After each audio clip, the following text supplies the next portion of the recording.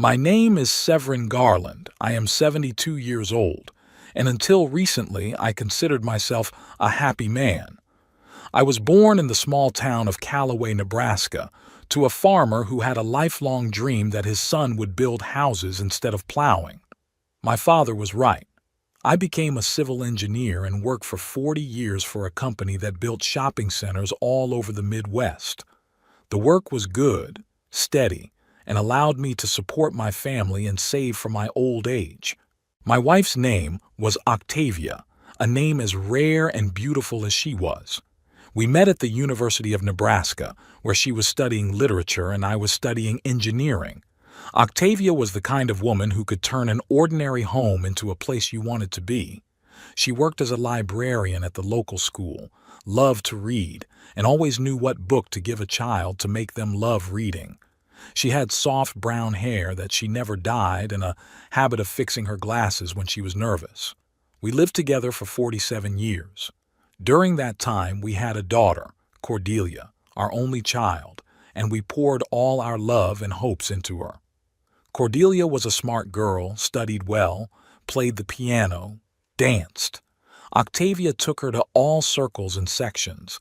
I helped her with math and physics. We thought we had given her everything she needed for a good life. After college, Cordelia moved to Omaha, got a job at an advertising agency, called every week, came to visit for the holidays. We were proud of her career, delighted when she told us about new projects and accomplishments. At 32, she married Barnaby Crane, a man 8 years older who worked as a financial consultant. The wedding was lavish. We spent a lot of money on it, but we were happy to see our daughter married. The last 5 years of our lives had changed. It had been subtle at first, Cordelia calling less often, finding excuses not to come over for Thanksgiving or Christmas. Barnaby was always there when she called, and I could feel her choosing her words as if someone was listening. Octavia was worried, trying to find out what was wrong, but her daughter assured me that everything was fine, just a lot of work. Then Octavia was diagnosed with pancreatic cancer. The diagnosis sounded like a verdict. The doctor said that there was only a year left. We didn't hide it from Cordelia. We told her right away. She came, cried, promised to visit more often. But the promises remained words. During the 8 months of Octavia's illness, her daughter came only twice, on her mother's birthday, and when her condition deteriorated sharply in early spring. I took care of my wife on my own. I learned to cook her favorite dishes, although she ate almost nothing. I read aloud to her the books she had loved in her youth. We often sat on the veranda holding hands and reminiscing about the past. Octavia never complained of pain, though I could see her agonizing. She was more worried about Cordelia's estrangement from us. We must have done something wrong, she told me on those long nights when the pain kept her awake. I didn't know what to say. We had given our daughter a good education, supported her in all her endeavors, never restricted her freedom. What could we have done wrong?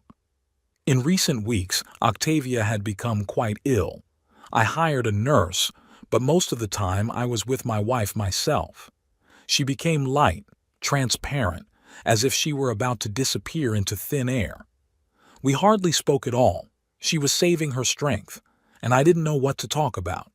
Everything important we'd said to each other in those 47 years.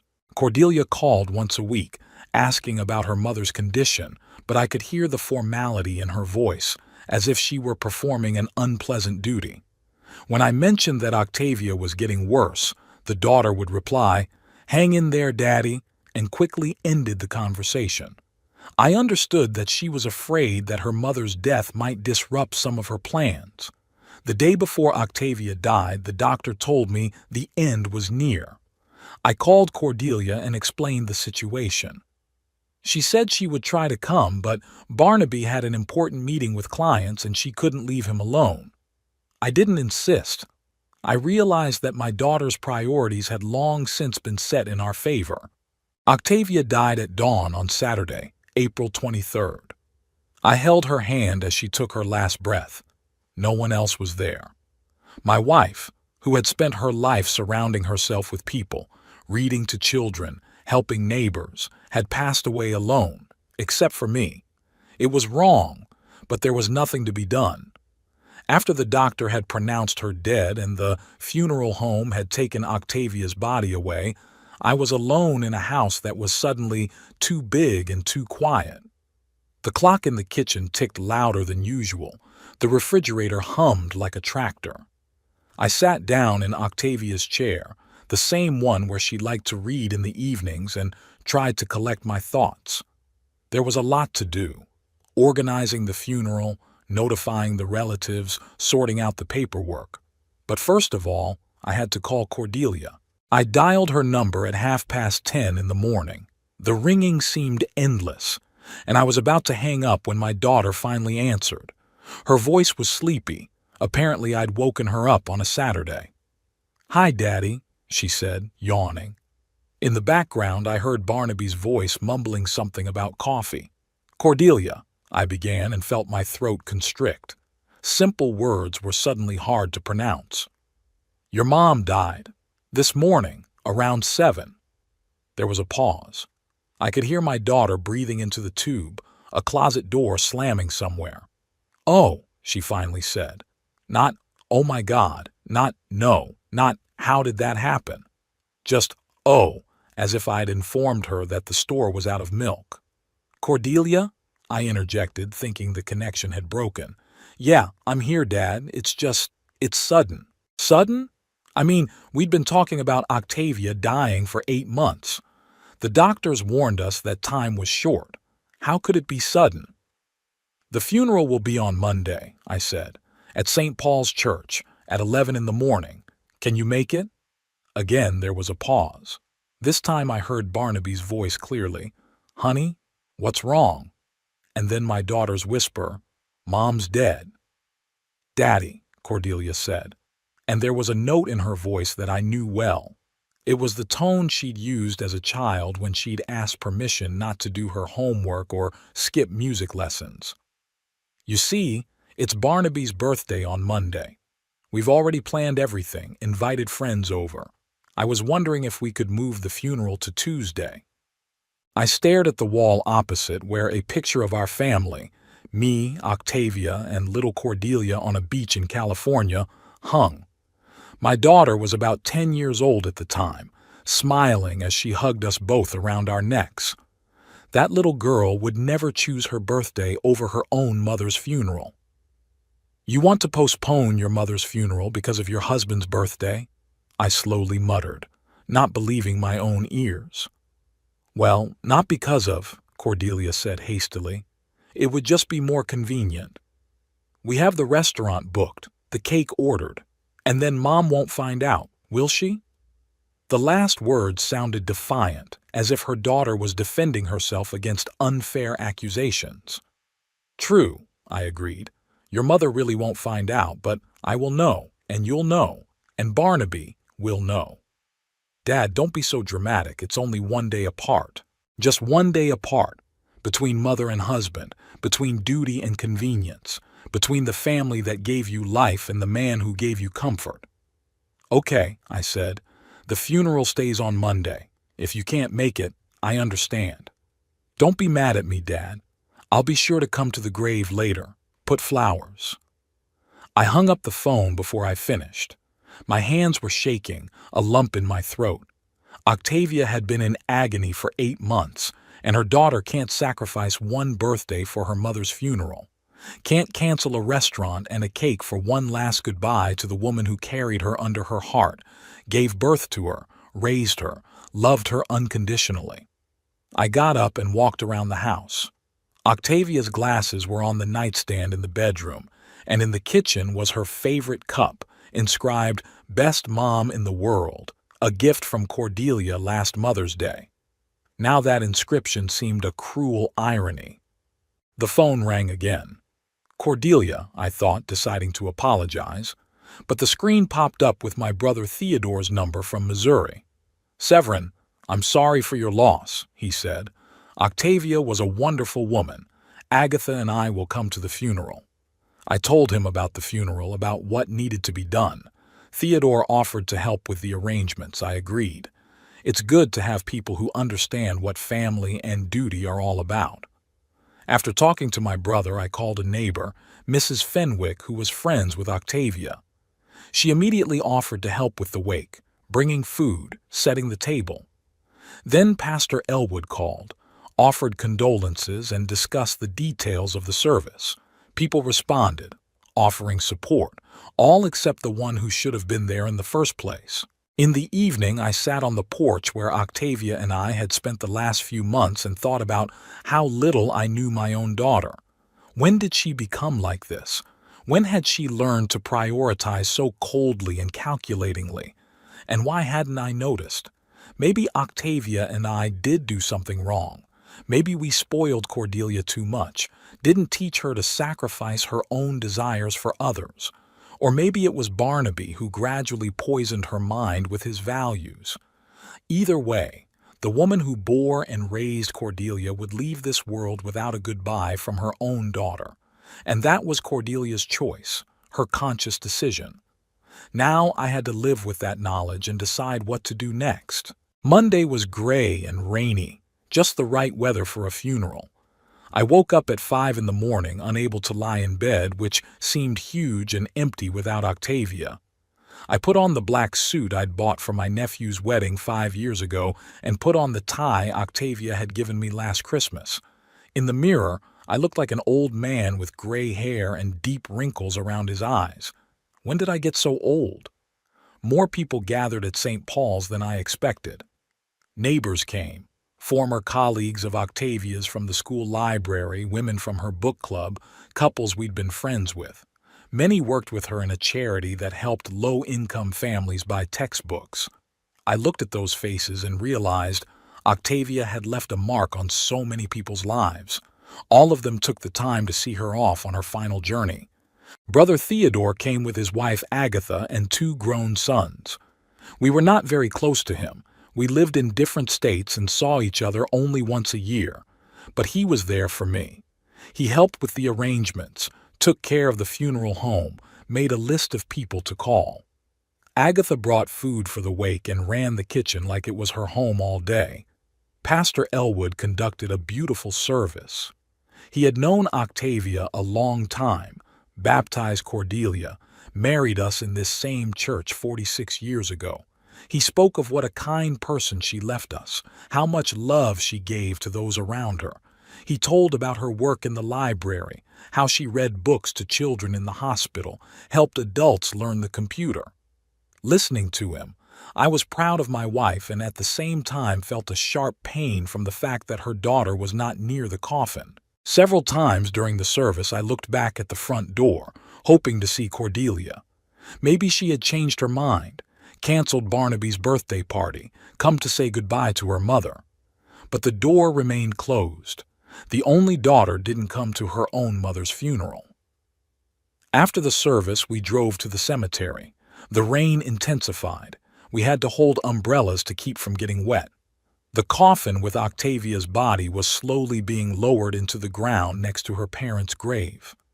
I threw a handful of earth and thought about the fact that in a few years I would be lying next to her. Would Cordelia be standing by my grave then? Or would she have more important things to do again? The wake was held at our house. People ate, told stories about Octavia, shared memories.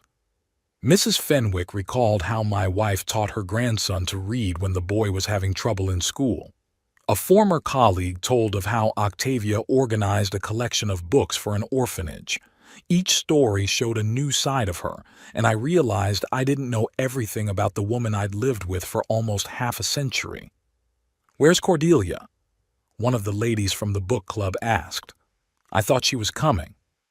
"She had business to attend to," I answered succinctly, and the woman realized it was best not to pursue the topic. By evening, the guests had dispersed. Theodore and his family stayed behind to help put away the dishes and tidy up the house. Agatha put the plates in the dishwasher and tried several times to start a conversation about Cordelia, but I responded with one-word answers. I didn't feel like discussing my daughter even with my own brother. "You know," Theodore said when we were alone in the living room, Sometimes kids disappoint. It doesn't mean we're bad parents. I looked at him. His sons had both come to their aunt's funeral, even though they lived far away and took time off work. One of them had even brought a 2-year-old he barely knew. What could he possibly understand about my situation? Cordelia didn't come to her mother's funeral, I said.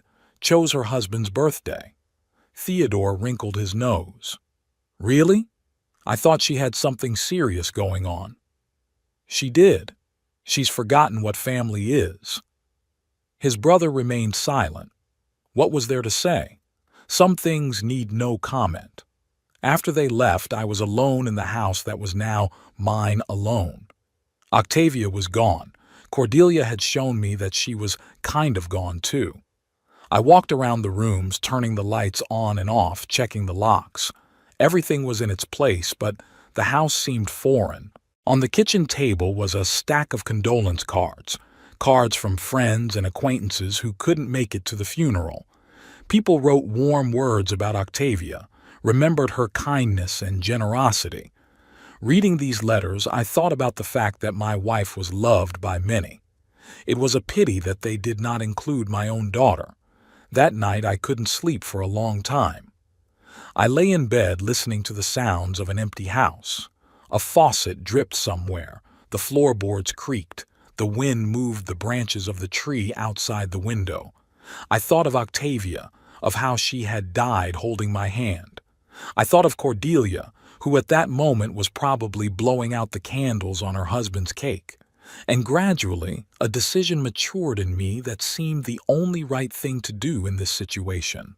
3 days after the funeral, I called Caspar Winthrop, the lawyer who had handled Octavia and me for 20 years. Caspar was Cordelia's age, but he looked older than his years, balding with thick-rimmed glasses and a perpetually serious expression. His father had once helped me buy a house. Caspar himself had drafted our will 10 years ago. "Mr. Garland, my condolences," he said, as I entered his office on Main Street. Mrs. Garland was a remarkable woman. My mother often remembers how your wife helped her find a rare book in the library. I thanked him and got straight to the point. "Caspar, I need to change my will." He pulled out a file folder, put on his glasses, and looked at me carefully. "Sure. What exactly do you want to change?" "Everything," I said. "Cordelia will no longer be my heir." Caspar set the papers aside and took off his glasses. "Mr. Garland, I understand you're going through a difficult time. Perhaps you should wait a few months before making any drastic decisions." "My daughter didn't attend her mother's funeral," I said calmly. "Preferred her husband's birthday. I no longer consider her my family." Caspar was silent, apparently mulling over my words. He had known our family for a long time, remembered Cordelia as a little girl who sometimes came to the office with us. "And to whom do you want to leave your inheritance?" he finally asked. I pulled a piece of paper out of my pocket where I wrote down the names of the organizations. Half of the house and money to the children's reading charity Octavia supervised. A quarter to the homeless animal shelter my wife always felt sorry for stray cats. The remaining quarter to the cancer fund. Caspar took notes, occasionally raising his eyes to me. "And personal items? Photos, Mrs. Garland's jewelry?" I thought of Octavia's wedding ring, which was now in my jewelry box, about her pearl necklace that she had gotten from her mother, about the family pictures of little Cordelia smiling between us. Personal belongings to give to charities, too. Let them sell it and spend the money on a good cause. Even pictures? Even pictures. Caspar writhed for a few minutes, then looked up. "Mr. Garland, I am obliged to warn you that your daughter can contest the will in court, if she proves that you were not of sound mind or acted under duress." "I am of perfect sanity," I interrupted him, "and no one pressured me. I just think that a man who can't say goodbye to his dead mother doesn't deserve her inheritance." We discussed the details of the new will. Caspar explained how to draw up the documents properly so that they would be harder to challenge. He offered to bring in witnesses, to do a psychiatric evaluation to prove my capacity. I agreed to everything. I wanted my judgment to be legally impeccable. When will Cordelia find out about the new will? I asked. By law, the heirs must be notified within 30 days of the testator's death, Casper replied. But if you'd like, I can send her a copy now. I shook my head. No. Let her find out after I die. It would be a fitting surprise. Casper grimaced at my tone, but said nothing. We agreed to meet in a week to sign the final will. Walking out of the lawyer's office, I felt strangely relieved. It was like a heavy weight had been lifted from my shoulders. I wasn't taking revenge on Cordelia. I was simply drawing the logical conclusion from her actions. A person who puts her husband's birthday above her mother's funeral doesn't understand the value of family. Why would such a person want a family inheritance? At home, I sat down at Octavia's desk and wrote a letter. Not to Cordelia. I had no desire to explain myself to her. I wrote to myself, trying to make sense of my feelings. It didn't come out well. I'd never been a writer, unlike Octavia, who sometimes composed poetry. Darling, I began, addressing my deceased wife. I changed my will today. Cordelia will no longer get our house and our savings. I know you'd be upset. You always made excuses for our daughter, always believed she'd make it right. But she didn't come to say goodbye to you. Chose cake and a restaurant over your funeral. I can't forgive that. Writing was difficult. Words jumbled, thoughts racing. I crumpled up the sheets and started over, but each time I got the same thing. The pain, the disappointment, the sense of betrayal. In the end, I burned all the sketches in the fireplace. Octavia was dead. She wouldn't read my letters. And I wasn't going to explain my decisions to the living. The next day, Cordelia called. I saw her number on the phone screen and didn't answer. She called back an hour later, then 2 more. Finally, she left a voicemail. Dad, it's me. I know you're angry, but let's talk. I couldn't make it to the funeral. We really had important plans. But I think about Mom every day. Call me back, please. Important plans. My husband's birthday is more important than saying a final goodbye to my mother. I erased the message without listening to the end. A week later, I signed the new will in front of 2 witnesses, Mrs. Fenwick and Pastor Elwood. Casper read the main points again, making sure I understood the consequences of my decision. The document had been drawn up according to all the rules. It would be very difficult to contest it. Now, a copy of the will be kept in a safe deposit box, Casper explained, and the duplicate will remain in my safe deposit box. I shook his hand and went outside. It was a warm May day. Apple trees were blooming and children were playing in the neighboring yards. Life went on despite Octavia's death and Cordelia's betrayal. I had to learn to live in this new reality. The first months without Octavia were the hardest. I would wake up in the morning and out of habit turn to her side of the bed, but no one was there. I brewed 2 cups of coffee instead of 1, bought her favorite yogurts from the store. My brain still hadn't gotten used to the fact that the woman I'd lived with for almost half a century was gone. The house seemed too big for one person. It had 3 bedrooms, a large kitchen, and a living room where we used to have guests. Now there were no guests. I cooked only for myself, and I never went into Cordelia's bedroom, which had stood empty for years. Sometimes I thought about selling the house and moving to a smaller apartment, but then I remembered that, in the new will, the house would still go to a charitable foundation. The neighbors were kind. Mrs. Fenwick brought home-cooked meals, casseroles, soups, pies, every few days. She had been a widow for 15 years and understood what it meant to be alone after a long marriage. Mr. Coleman from across the street helped with minor repairs, and his wife Dorothy invited me over for family dinners on Sundays. "Don't stay home alone," she used to say. "Octavia wouldn't want you to lock yourself away like a hermit." Dorothy was right. Octavia had always been sociable, loved people. She would make me go out, meet new people, find activities to my liking, but it was hard to do it without her. Cordelia called every week. I didn't answer her calls, but I listened to her voice messages. At first she apologized, explained why she couldn't make it to the funeral. Then she got angry, accused me of avoiding her. In one of her messages she said, "Dad, this is stupid. Mom died, but we're alive. We need to support each other, not sulk like children. I know you're upset, but let's get together and talk about it." Support each other. Where was that support when Octavia was dying? Where was that support when I was burying my wife alone? Over the summer, I started gardening. Octavia was always planting flowers, tending roses, growing tomatoes and cucumbers. I never helped her. I thought gardening was a woman's occupation. Now I had to learn on my own. I read books on gardening, watched videos on the internet, asked neighbors for advice. Working in the garden turned out to be therapeutic. When I was digging, watering plants, or weeding, my thoughts became calmer. The physical fatigue helped me forget the heartache.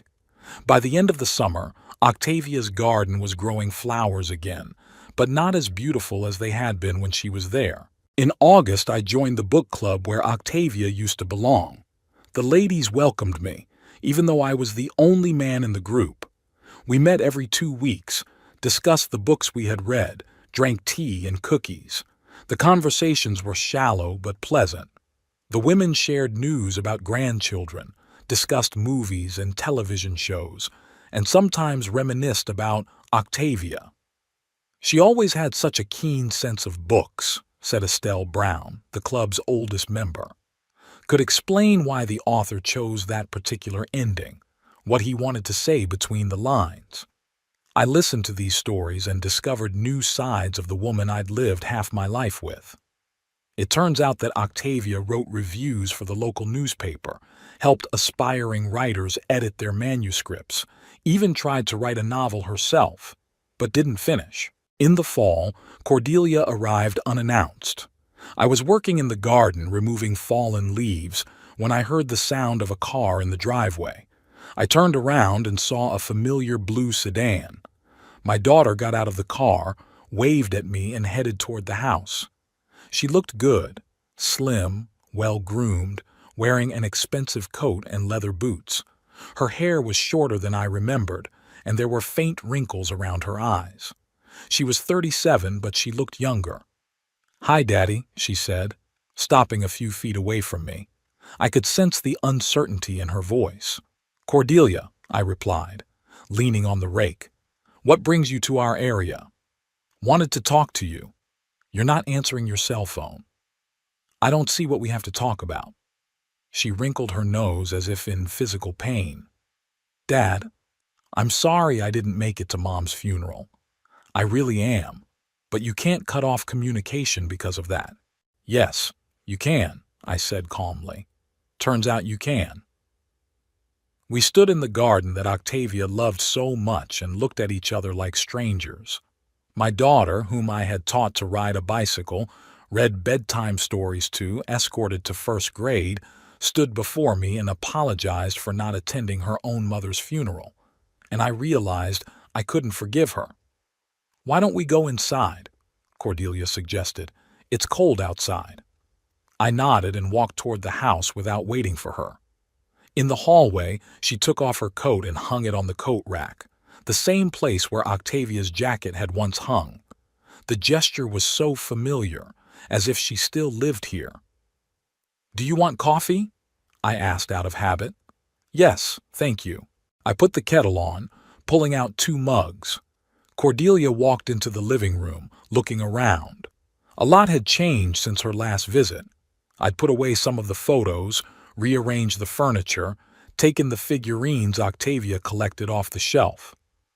"The house looks different," my daughter said when I brought the coffee. "A lot has changed since your mother died." She pressed her lips together.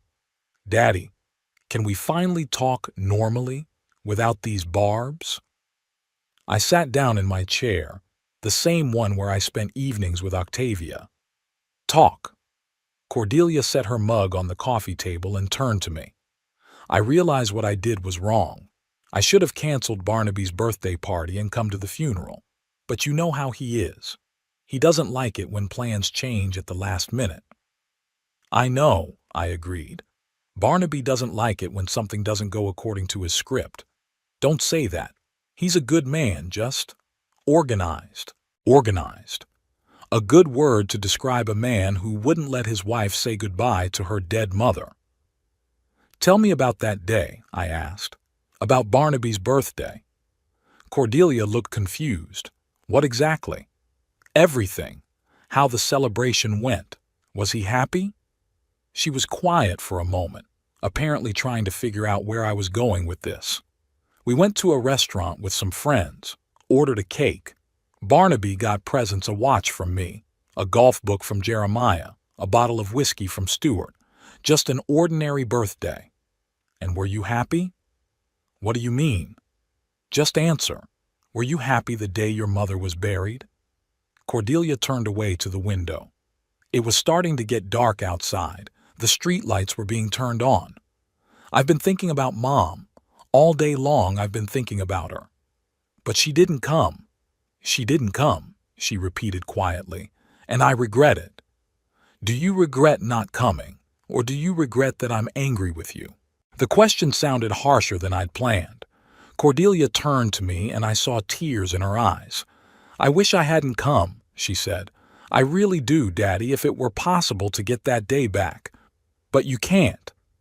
You can't, she agreed. But you can fix things between us. We're a family. Family.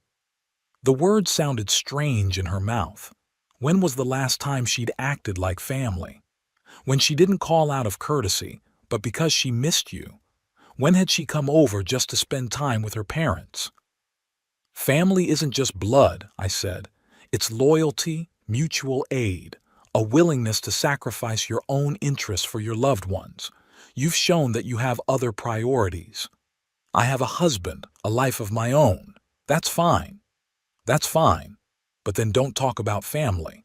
Cordelia stood up and started pacing the room.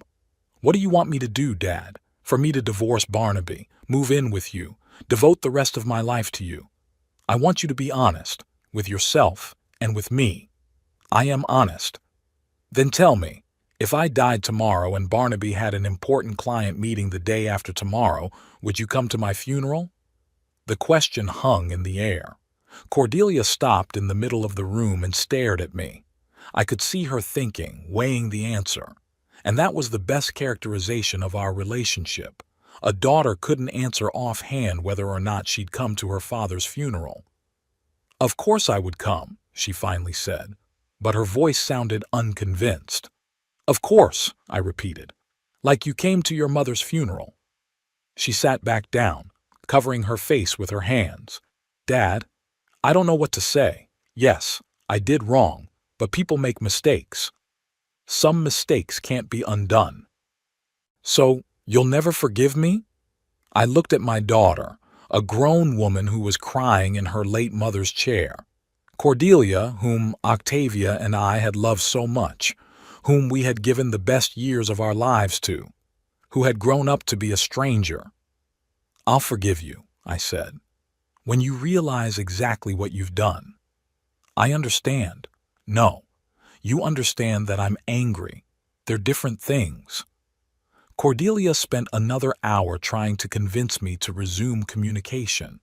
She talked about her job, her future plans, how Barnaby had gotten a promotion. I listened politely, answering one-word answers. Finally, she realized the conversation had reached a dead end. I'll go, my daughter said, getting up. But I'll call and come over. Sooner or later, you'll thaw out. After she left, I sat in the living room for a long time, thinking about our conversation. Cordelia genuinely thought she had made a minor mistake that could be fixed with an apology and time. She didn't realize that choosing between her husband's birthday and her mother's funeral wasn't a mistake, but an indicator of character. And my new will was a logical consequence of that choice. That night I didn't sleep well. I lay in bed and remembered how I had met Octavia. It was in 1967 at the University of Nebraska. I was a third-year engineering student and she was a sophomore in the English literature department. We met in the library. where I was looking for a textbook on material resistance and she was working a part-time job helping students find the books they needed. Engineering? She asked when she saw the title of the book. Serious stuff. Building bridges and skyscrapers. Shopping centers, I corrected. Bridges are for other engineers. She laughed. Octavia had an amazing laugh, ringing, genuine, infectious. And I thought all engineers dreamed of building bridges, like in the movies. We got to talking. Turns out she's from a small town in Iowa, like me from Nebraska. Her father worked at the post office. Her mother taught elementary school. Octavia was the first in her family to go to university. She studied on a scholarship, worked part-time at the library, and as a waitress at a coffee shop. I want to be a teacher, she told me, or work in a library. I love books. I want to help others love them. It seemed to me then that we had little in common. I was studying the exact sciences, she, the humanities. I was planning a career in a big company. She dreamed of working with children. But something about her attracted me. Maybe the sincerity with which she talked about her plans, or the way her eyes lit up when she talked about her favorite books. The first date was awkward. I asked her to the movies to see a movie with Paul Newman, but I was silent the whole way, not knowing what to talk about. Octavia was also shy, answering in short phrases. After the movie, we went to a cafe for coffee, and there, the ice finally melted. She talked about a book she'd read, To Kill a Mockingbird by Harper Lee, and spoke so passionately about injustice and prejudice that I listened. "Have you read it?" she asked. I shook my head. "No time. Studying takes up all my time. Make sure you read it. It's an amazing book about the importance of protecting the weak." The next day I borrowed the book from the library. I read it in the evenings after class. The story of the Girl Scout and her father, Atticus Finch, gripped me. When I returned the book to Octavia, we talked into the night, discussing the characters and their actions. "You see," she said, "books help you understand people, including yourself." And so our love began. Octavia gave me books. I read and retold her my impressions. She opened the world of literature to me, taught me to see the beauty of words. I showed her how buildings are organized, explained the principles of structures. We complemented each other. We got married 2 years later, right after my graduation. The wedding was modest, my parents, a few friends, a simple white dress and a bouquet of wildflowers. We honeymooned in a small lake house in Minnesota. They read, walked in the woods, talked about the future.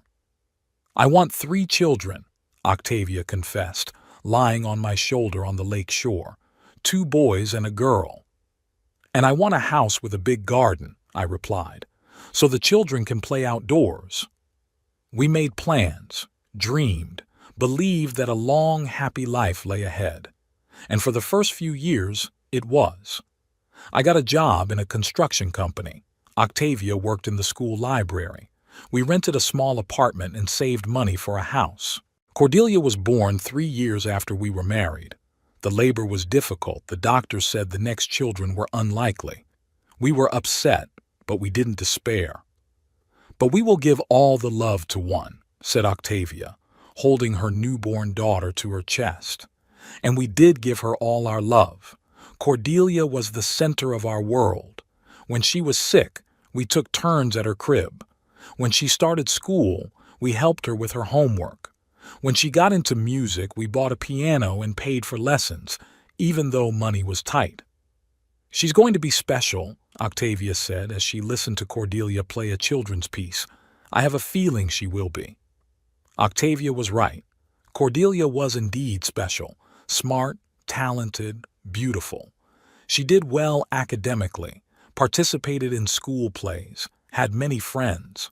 We were proud of our daughter, taking her to all the events, supporting her in all her endeavors. When Cordelia entered college, we felt like successful parents. We gave our child a good upbringing and education, prepared her for independent life. She left to study marketing in Omaha. We were left alone in an empty house. "It's just us again," Octavia said the day her daughter left. "Just like in the beginning," I replied, hugging my wife. "We thought we had many more years together ahead of us, that we'd grow old side by side, babysitting grandchildren, traveling in retirement. We didn't know that in 15 years Octavia would die of cancer and Cordelia wouldn't come to her funeral." Lying in bed that sleepless night, I tried to figure out where we'd gone wrong. Maybe we'd spoiled our daughter too much, not teaching her the value of family? Or was it Barnaby who'd changed her character? Or maybe Cordelia had always been selfish. It just wasn't as noticeable when she was a child. I never found the answer. All I knew was that the girl who'd grown up in our house and the woman who'd sat in the living room yesterday were different people, and my new will reflected that sad reality. Barnaby Crane came into Cordelia's life just as Octavia's first health problems began. That was 4 years ago. Her daughter was 33, working at an advertising agency and renting an apartment in a nice neighborhood in Omaha. She'd had relationships with various men before, but nothing serious. Octavia and I were beginning to worry that daughter would stay single like this. "Met an interesting man," Cordelia reported in one of our weekly phone conversations. "Name's Barnaby, works as a financial advisor, very smart and successful." Octavia rejoiced. "When are we going to meet him?" "Soon," her daughter promised. "He works hard, but I'll be sure to bring him around." Barnaby did work hard. When Cordelia finally brought him to us, it was clear why. He was the kind of man for whom money was the main value in life. Tall, thin, with neatly cut hair and an expensive suit. He spoke quickly and assertively, often mentioning prices, salaries, the value of various things. "Beautiful house," he said as he entered our living room. "What year was it built?" "What's the market value now?" I answered reluctantly. I didn't like it when strangers appraised our house as a commodity. Over lunch, Barnaby talked about his work, helping people invest money, plan for retirement, buy insurance. All the conversations revolved around finances. When Octavia tried to talk about books, he politely replied that he only read professional literature. "No time for fiction books," he explained. "One has to keep abreast of changes in the market." Cordelia listened to him with admiration. It was evident that she was proud of her man, of his knowledge and success. But it seemed to me that she had become somewhat artificial around him, choosing her words more carefully, laughing at his jokes that weren't funny, agreeing with his opinions even when they contradicted her earlier views. "Barnaby says public school work is a dead end," Cordelia said when Octavia talked about the new children's reading program. "Private companies pay a lot more." Octavia looked at her daughter in surprise. "But it's not just about the money, is it?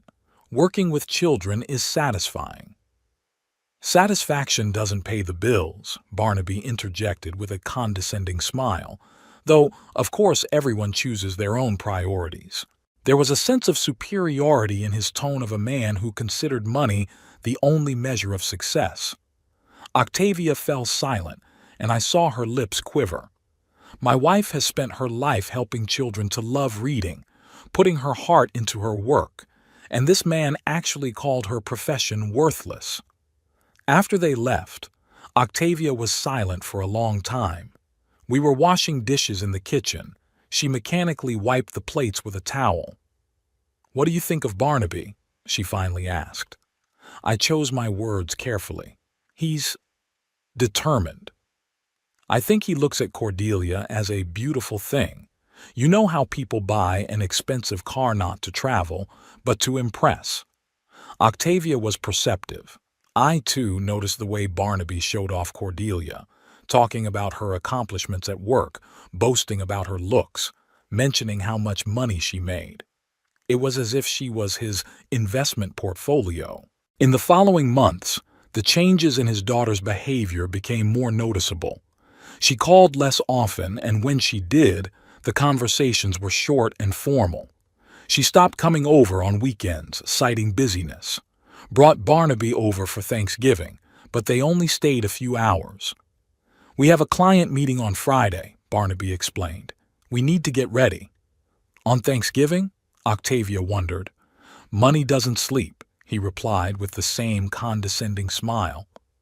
Cordelia was silent, but I could see she was uncomfortable. She used to love family gatherings, helping her mom cook, playing board games for hours, talking about work and friends. Now she sat next to Barnaby and looked at her watch. When they had announced their engagement, Octavia had tried to be happy. "The important thing is that Cordelia is happy," she told me in the evenings. But I could hear the anxiety in her voice. The wedding had cost us a lot of money. Barnaby had insisted on an expensive restaurant, fresh flowers, a professional photographer. "A wedding is an investment in reputation," he explained. "Clients look at things like that." Cordelia wanted a more modest ceremony, but relented. I remember her standing there in her $30,000 wedding dress looking more anxious than happy. Barnaby acted like a director all day, telling the photographer where to shoot, organizing the guests, checking the bills. After the wedding, our relationship with our daughter became even more strained. Barnaby bought a house in an upscale neighborhood. They made new friends in high society. Cordelia started dressing more expensive, talking about brands and investments. At the same time, she was clearly feeling insecure in her new role. "Barnaby signed me up for the country club," she recounted during rare phone calls. "They play golf and tennis there. You have to buy special clothes." "Do you like golf?" Octavia asked. "Learning," replied her daughter without enthusiasm. Barnaby methodically cut Cordelia off from her old life, convinced her to change her job to one that paid better but was less creative, discouraged her from seeing old friends who didn't fit their new status, gradually isolated us parents who were negatively impacting her career ambitions. "Your parents are good people," he would say as we heard scraps of their conversations on the phone, "but they don't understand the modern world. They live in the past." The worst part was that Cordelia was beginning to agree with him. The woman who had grown up in a home full of love and support had become ashamed of her background. She stopped telling new acquaintances that her mother worked in the school library and her father built shopping centers. When Octavia was diagnosed with cancer, Cordelia came and cried. But within a week, Barnaby began hinting that visiting her parents too often was interfering with her work and their social life. Gradually, the visits became less frequent, the calls shorter. "She's afraid," Octavia tried to justify to her daughter. "Death scares young people." But I realized it wasn't about fear of death. The point was that Barnaby had reformatted Cordelia's value system. Family had become a hindrance to her career, her mother's illness an inconvenient circumstance that disrupted her plans. And the final chord was the choice between her husband's birthday and her mother's funeral. A choice that showed who my daughter had become under the influence of a man for whom people were only assets in a personal balance sheet. In the spring of this year, a month before Octavia's death, Cordelia gave us the news that finally set the stage. She called on a Wednesday evening as I was spoon-feeding Octavia. She was barely able to eat on her own anymore. "We have news," the daughter said after the usual questions about her mother's health. "Barnaby got a job offer in Denver, a very good offer." Octavia, who had been lying in bed with her eyes closed, opened them and looked at me. I put her on speakerphone so she could hear the conversation. "Congratulations," I said gently. "Are you planning on moving too?" "Of course. I have prospects there too. Barnaby's already made arrangements with an agency. The salary will be 1.5 times as much." Denver was an 8-hour drive from our little town. In fact, that meant we'd see our daughter at most once a year. "When's the move?" Octavia asked in a weak voice. "July. We have to sell the house, find a new one, do the paperwork. Lots of things to do." July. 3 months from now. Octavia might not live to see her daughter move in, but even if she did, She'd spend the last weeks or months of her life separated from her only child. Cordelia, Octavia said, pulling herself together, can't we postpone the move? You see, I might not have much time left. There was a pause. I could hear my daughter breathing into the tube, music playing somewhere in the background. Mom, you realize this is a once-in-a-lifetime opportunity for Barnaby. Offers like this happen once in a lifetime. We can't because you're sick, because of your illness. As if cancer were Octavia's whim, an inconvenience that interfered with her son-in-law's career plans. Of course, Octavia replied quietly. I understand. We'll be visiting, Cordelia hastened to add. For holidays, for weekends. It's not a long plane ride. It's a short plane ride. But we all realized that the cancer-stricken woman wouldn't wait to visit for the holidays. After that conversation, Octavia hardly spoke for days. She lay in bed, staring at the ceiling, sometimes crying quietly. I tried to comfort her, saying that young people have the right to build their own lives, but we both knew the truth. Cordelia was leaving her dying mother for money. I want to write her a letter, Octavia said one morning. One last letter. I brought her a notebook and pen. She wrote slowly, stopping often to rest. She started again several times, crumpling the pages. Finally, she finished and handed me the letter. Read it, she asked. I read aloud in a trembling voice. My dear Cordelia, when you were born, I held you in my arms and thought there was nothing in the world more important than this little miracle. Daddy and I gave you all our love, hoping to raise a good man. Probably we were wrong somewhere, but I still love you and will always love you. I wish you happiness in your new life. Try to remember us sometimes. Your mom. Will you send it? Octavia asked. I nodded, though there was a lump in my throat. The letter was a farewell, a mother saying goodbye to her daughter who was leaving before she died. Cordelia replied a week later. Short, formal. Thank you for the letter, Mother. I love you too. Take care. Not a word about postponing the move. Not a hint of understanding of what was going on. In May, they visited for one day. Cordelia brought papers to sell the house, showed Octavia pictures of the new town. Barnaby talked about the new job, the career opportunities, how they were taking it to the next level. Are you going to miss us? Octavia asked. Of course, my daughter replied, but I could see she was thinking about something else, about boxes to be packed, papers to be processed. They left in the evening. Cordelia kissed her mother on the forehead goodbye. I'll see you soon, she said. But we all knew that wasn't true. She's afraid to see me, Octavia said as the car disappeared around the corner, afraid to watch me die. Perhaps Octavia was right. Perhaps Cordelia was indeed afraid. But fear was no excuse for indifference. Loving children don't abandon dying parents, even if it's scary. In June, Cordelia called once a week, asked about her mother's health, told her about preparations for the move. Her voice sounded detached, as if she were performing an unpleasant duty. When Octavia asked to talk about the new house, her daughter answered in a monosyllabic voice. I think I'm already dead to her, my wife said after one such conversation. I didn't know what to say back, because she was right. Cordelia had mentally buried her mother already, cut her out of her new life. Physical death was just a formality, and when that formality came, the daughter predictably chose cake over a coffin, chose the future over the past. She chose Barnaby over her mother. 3 months had passed since Cordelia had received a letter from Caspar Winthrop, a letter that turned her world upside down and made her realize the cost of her decisions. I learned of her reaction from the lawyer himself, who called me the day after the documents were sent. Mr. Garland, Caspar said, and you could feel the tension in his voice. Your daughter called me yesterday. She was very upset. I waited silently for him to continue. She demanded an explanation, accused me of influencing your decision.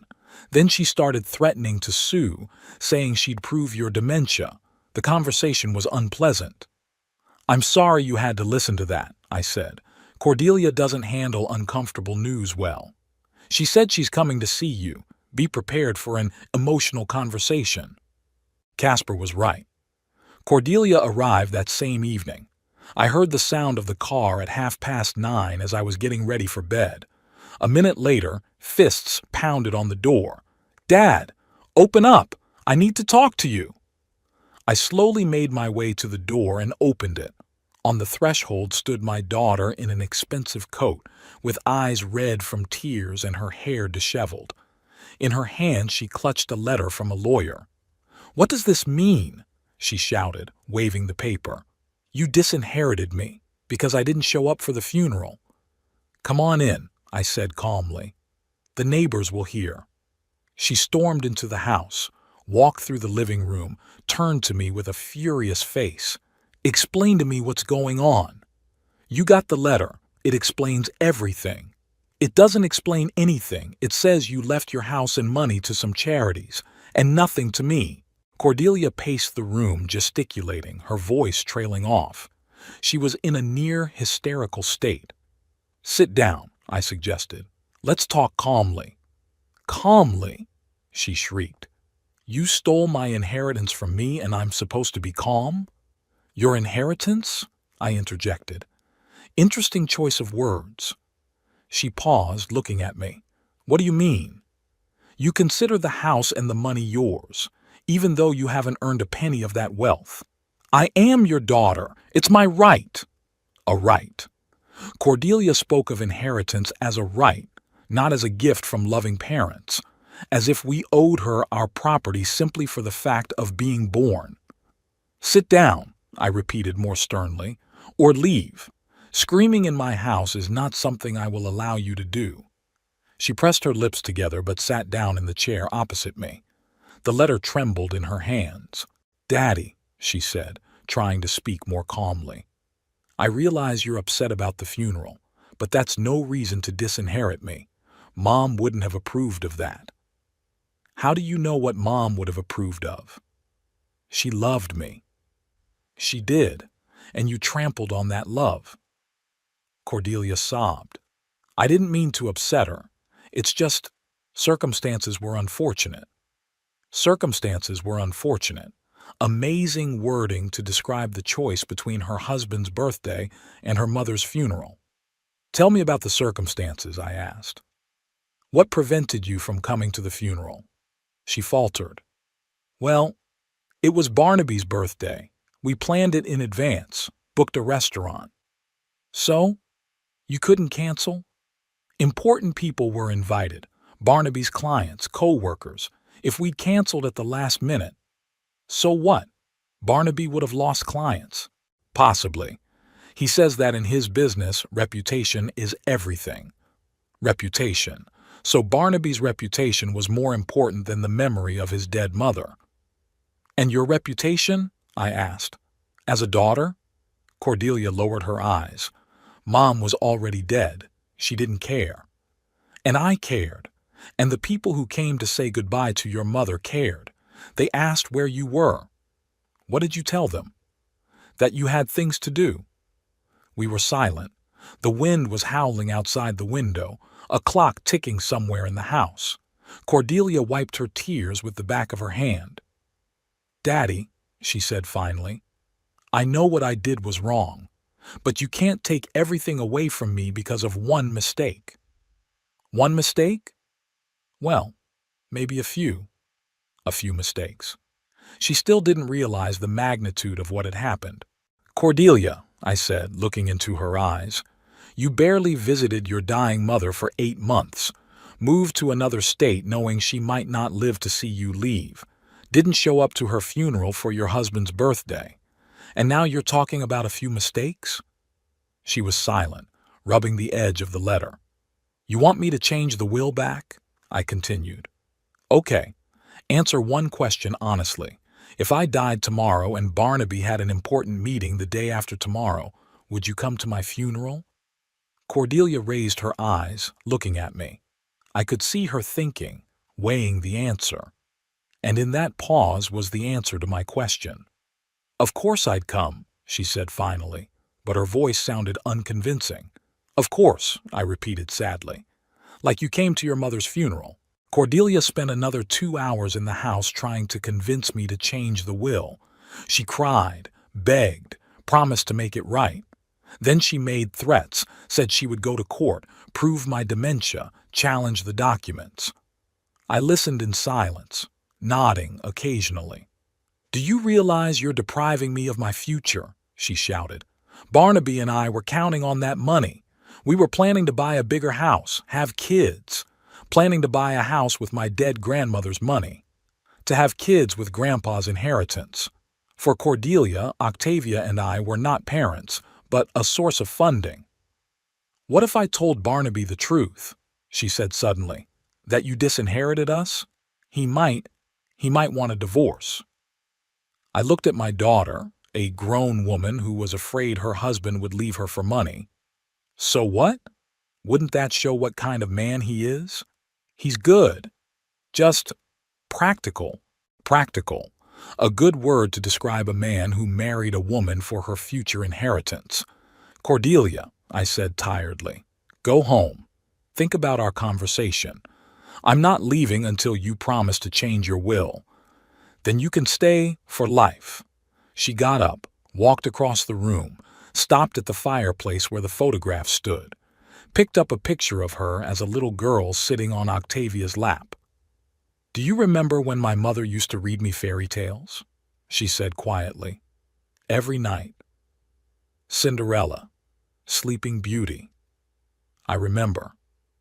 And how you taught me how to ride a bicycle, running beside me, holding the saddle. I remember. We were a happy family, weren't we? I look at the picture in her hands. Octavia is smiling, hugging little Cordelia. Both of them look serenely happy.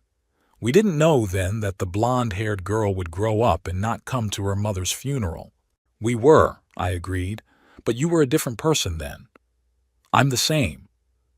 No, that girl wouldn't have chosen a cake over a coffin. Cordelia put the picture back up, turning to me. What would it take for you to forgive me? Finally, the right question.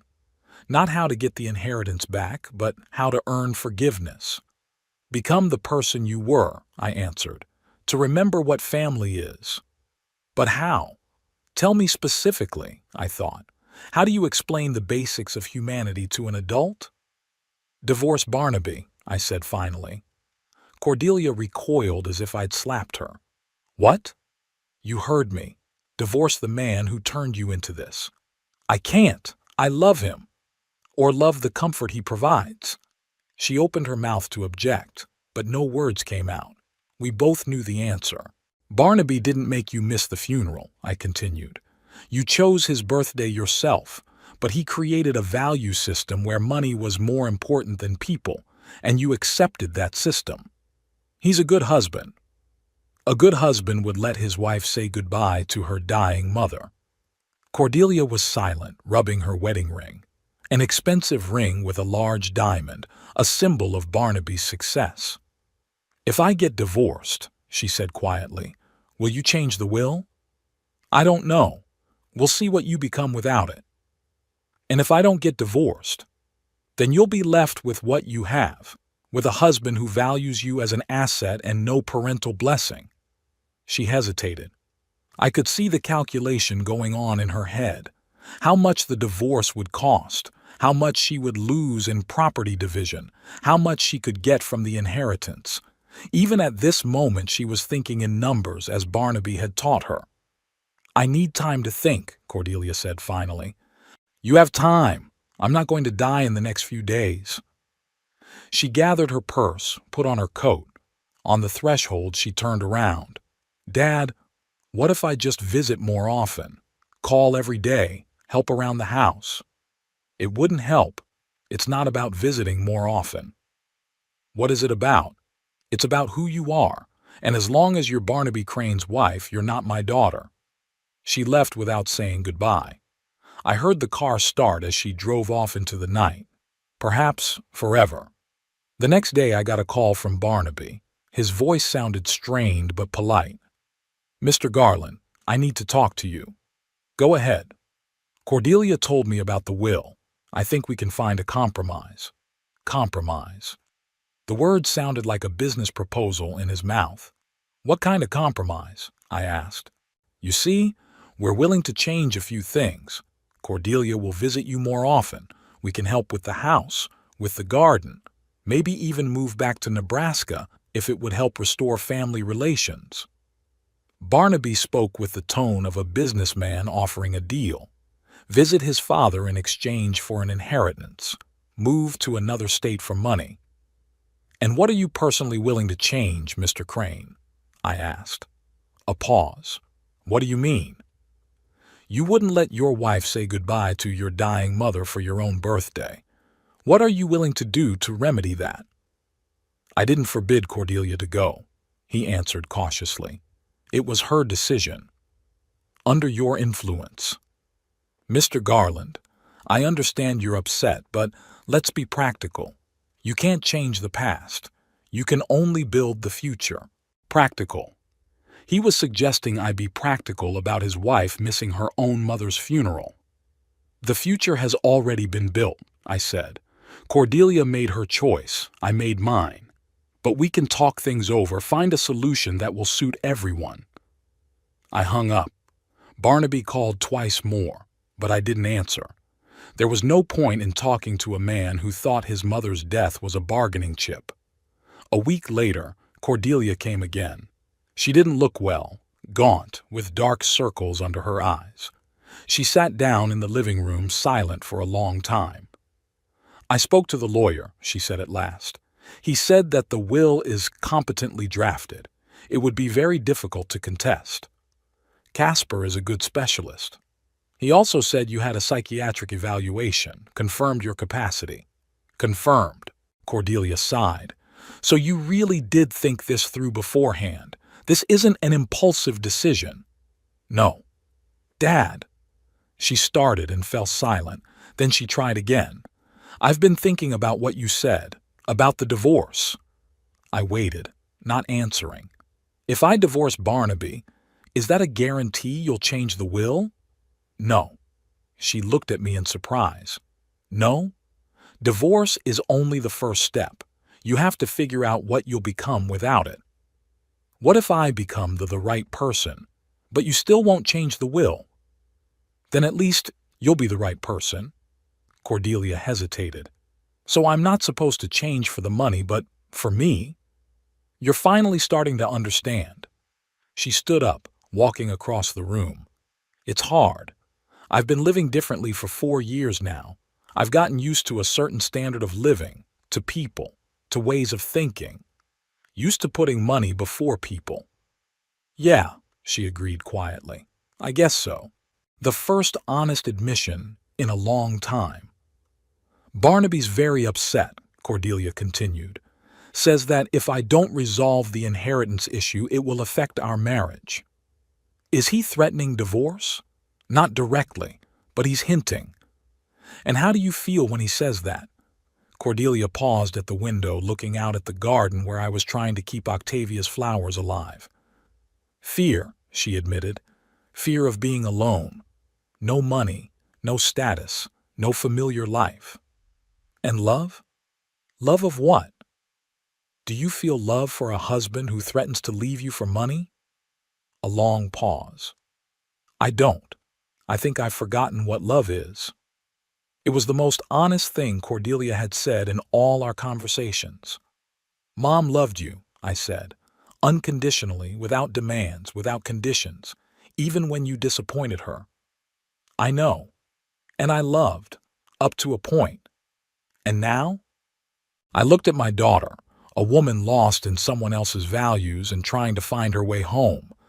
Now I'm waiting to see who you become, I said, whether my daughter will return or forever be Barnaby Crane's wife. It's been 6 months since that conversation. It's March. The snow is melting outside my window, and the first sprouts of the tulips Octavia planted in the garden are sprouting. I sit at her desk and write these lines, not for anyone, but for myself, trying to make sense of what has happened to our family. Cordelia divorced Barnaby in December. The process was painful. He took half of their joint property, including a house in an upscale neighborhood. The daughter was left with a small apartment and some of her savings. For a woman who had lived in luxury for 4 years, it was a shock. For the first few months after the divorce, she called me every week, not asking for money, not mentioning the will. She just told me about her new life. Got a job at a small ad agency, half the salary of her old job. Moved to a modest neighborhood, learned to cook home-cooked meals instead of going to restaurants. "You know, Dad," she said in one conversation, "I forgot what it was like to live simply, to buy groceries by counting money, choosing clothes not by brand but by comfort." There was no self-pity in her voice. It was more like wonder, like she was rediscovering the world. In January, Cordelia came to Octavia's birthday party. She brought a bouquet of tulips, her mother's favorite flowers, and placed them on her grave. We stood side by side in the snow-covered cemetery, and the daughter quietly told her mother about her life. "Forgive me," she said to the headstone. "I'm sorry I wasn't there for you when you were dying. I'm sorry I didn't come to say goodbye. I was a different person then, a bad person." I listened and thought about the fact that this was the first time in a long time I'd heard sincere remorse from my daughter. A week after that visit to the cemetery, I called Casper Winthrop. "I want to change my will," I said. "To give everything back to the daughter?" The lawyer clarified. "No, split it in half. Half to Cordelia, half to the charities." Casper was silent for a moment. "So she convinced you?" "No, she's changed." And it was true. The Cordelia who came now was a different person. Not the selfish woman who had chosen her husband's birthday over her mother's funeral, but not the blonde-haired girl who'd grown up in our house either. Someone in between, a grown woman who had survived a fall and was trying to get back up. In February, she took a volunteer job with the same children's reading foundation to which I had bequeathed part of my inheritance. She read books to children in the hospital and helped at a library for low-income families. When I asked why, she said, "I want to do what my mom did, to understand how she felt. I didn't tell my daughter about changing her will. Let her build a new life, not with an inheritance in mind, but because it's the right way." This morning, Cordelia called with some unexpected news. "Daddy, I'm dating a man," she said. "His name is Damien, and he works as a teacher at the middle school. I'd like you to meet him." Teacher. A profession Barnaby despised for its low pay. "How long have you two been dating?" "About 3 months. We met at the library when I was reading to the kids. He volunteers there too. And he knows about our situation." "About the divorce?" "Yes. He knows about the will too. I told him the whole truth, both about my mom's funeral and about you disinheriting me. He said he understood you, understands me. So this Damien is a man who values family ties over money." "He's a good man," Cordelia continued. "Kind, honest, doesn't make a lot of money, but he loves his job. Reminds me of you when you were young." This last was the highest praise from a daughter who had once been ashamed of her background. "Come on over," I said. "We'll get acquainted." After the conversation, I sat in silence for a long time, thinking of the vicissitudes of fate. A year ago, Cordelia had been married to a rich man, living in luxury and not attending her mother's funeral. Now she was volunteering, dating a teacher and calling her father every week. Which version was the real one? Maybe both. Maybe there are several versions of oneself living in every person, and circumstances determine which one will take over. Barnaby brought out Cordelia's worst qualities: greed, vanity, indifference to those closest to her. The loss of her husband and status had forced her to search for the best parts of her nature. I got up from the table and walked to the garden. Spring would soon be here, and new flowers would have to be planted. Octavia had made a tradition of planting something new next to the old perennials every year. "Life must be renewed," she used to say. Maybe she was right. Maybe families need to renew themselves too, to forgive mistakes, to give second chances, to believe in people's ability to change. Octavia always believed in the best in people.